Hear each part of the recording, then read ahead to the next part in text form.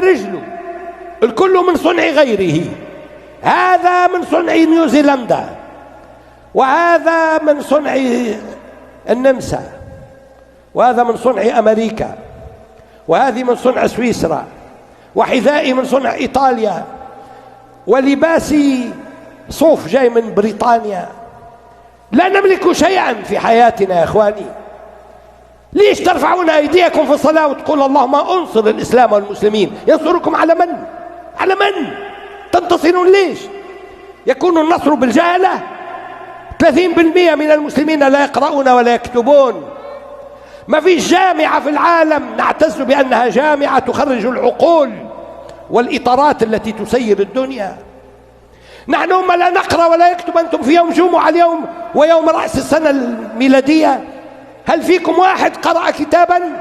اسمحوا لي، لا نقرأ ولا نعلم زوجاتنا أن تقرأ ولا أبنائنا يقرؤون. العربي يقرأ 0.79 كتابا في السنة، 3-4 كتاب.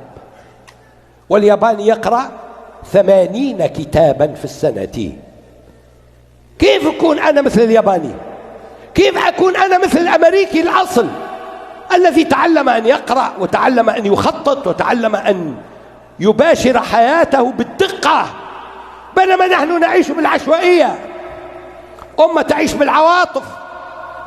ولذلك إن كنتم تريدون أن تتابعوا مسيرة النبي فعليكم اتباع نهج النبي. قال اقرأ باسم ربك الذي خلق، قال كل يوم تطلع عليه الشمس لا أزداد فيه علما يقربني إلى الله، فلا بورك لي في مطلع شمس ذلك اليوم.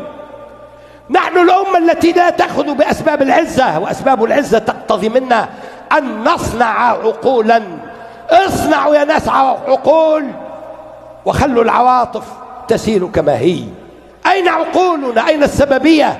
أين العقل الناقد؟ أين المنهج التربوي الصحيح؟ نحن الأمة يجب